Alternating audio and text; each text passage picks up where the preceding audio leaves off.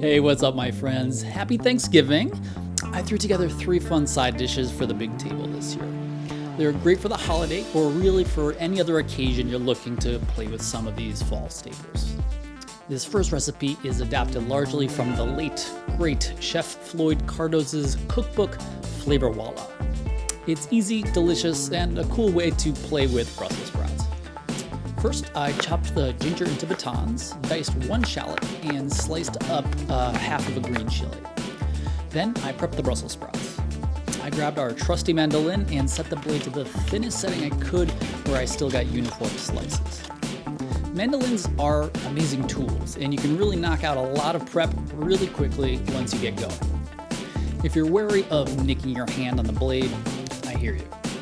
Those guards that come with them are usually too unwieldy for my taste, but the best hack I've learned is to use an oyster shucking glove. I've never cut myself while wearing one, and it lets me go fast. And just like that, I got this huge mound of shaved Brussels sprouts all prepped. Next, I grabbed a large sauté pan and added a dollop of coconut fat. Once hot, I fried a teaspoon each of Urad Dal and Chana Dal.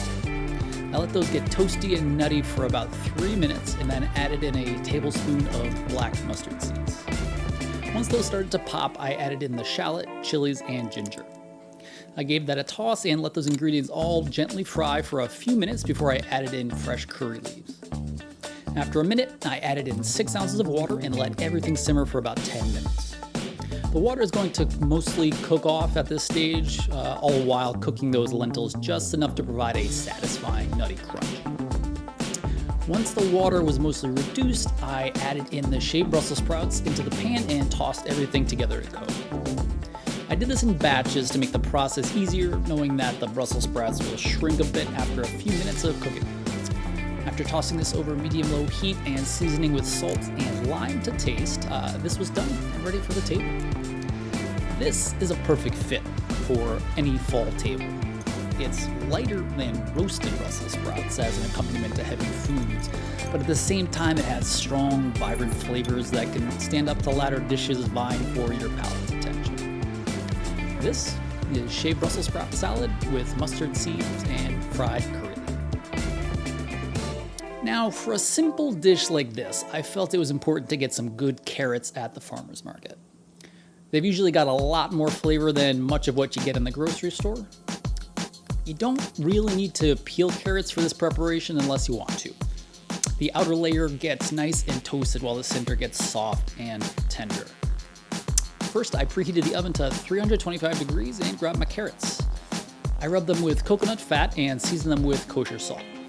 Then these went into the oven for 1 hour and 20 minutes and came out looking like this. What's great about roasted carrots is that you can make these ahead of time, which I did here. All you have to do is warm them up in the oven again before you're ready to serve. These carrots are awesome by themselves, if you want. But to make these fit for a special occasion, I threw together this spiced sunflower butter. I started off with a knob of fresh ginger, fresh turmeric, and a green chili. I chopped them all into rough pieces and added them into a small food processor with a little bit of salt and water before blending everything into a loose paste. A mortar and pestle is probably the best tool for this job if you have a nice heavy one. Next, I put a small saucepan over medium heat and added a dollop of coconut fat. Once hot, I added half of a teaspoon of garam masala and a 1/4 teaspoon of ground cardamom. Then I let those spices bloom for about a minute or so until the bubbling settled down, at which point I added in the ginger, turmeric, chili paste. I stirred this vigorously to incorporate the spices and aromatics and really infuse that coconut oil with all these flavors.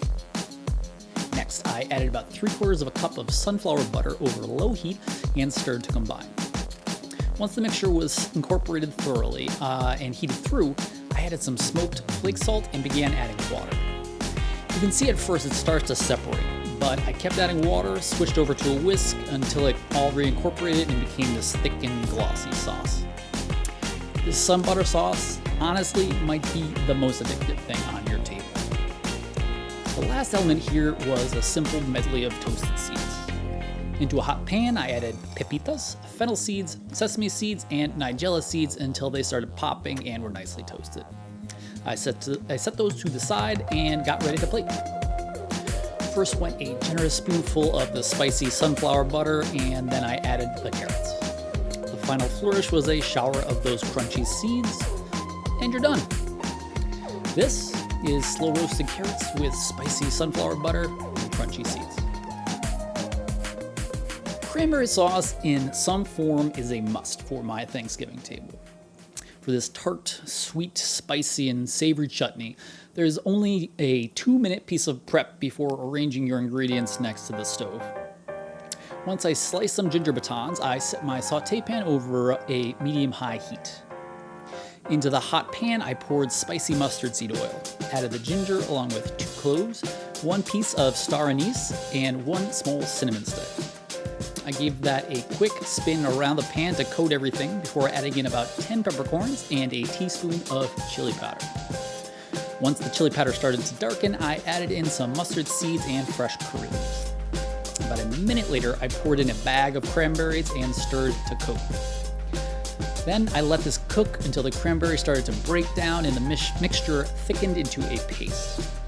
Then I began adding water to loosen this up into a cohesive sauce.